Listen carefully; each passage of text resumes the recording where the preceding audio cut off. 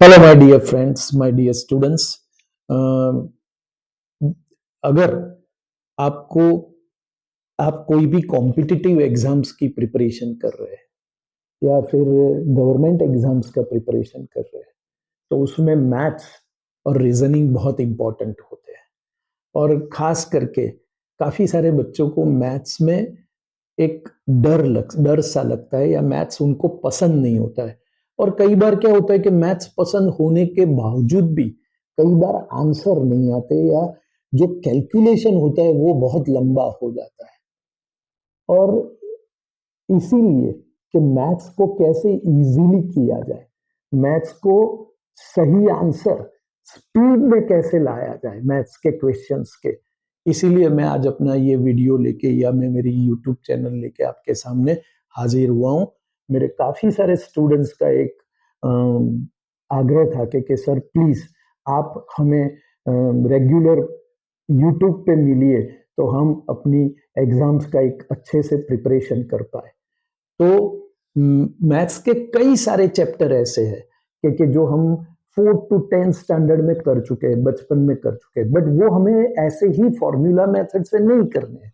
हमें उसको फॉर्मूला के बिना शॉर्टकट से या स्पीड में सही आंसर के साथ उसको रिप्रेजेंट करना है। तो मैथ्स का अगर इतना बढ़िया सा फाउंडेशन हम बनाना चाहते हैं, स्पीड से अगर उसको हम करना चाहते हैं या मैथ्स के अंदर हम क्वालिफाई होना चाहते हैं, उसकी एग्जाम के अंदर हम मेरिट में आना चाहते हैं, तो फिर हम उसको कैसे करें। तो कोई भी एक मल्टी स्टोरिंग बिल्डिंग बनाना है तो उसके लिए हमें गुड फाउंडेशन चाहिए, बेस अच्छा चाहिए।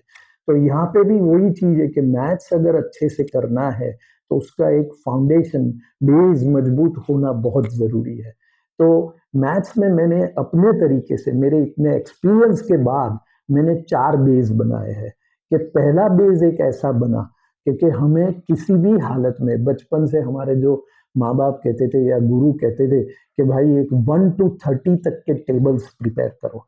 मैं यहाँ पे आगे के वीडियो में आपको समझाऊंगा कि क्यों 30 तक के और 100 तक के या उसके बाद वाले टेबल्स के भी शॉर्टकट कैसे उसको जल्दी किया जाए, या 1 to 30 के टेबल्स भी कैसे फास्ट कर सके, उसके भी मैं ट्रिक सिखाऊंगा आपको।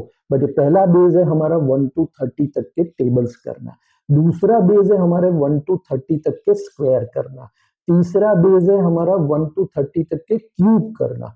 चौथा बेस है हमारा 2 to 29 तक की डिविजिबिलिटी करना। तो ये हमारे 4 बेस है।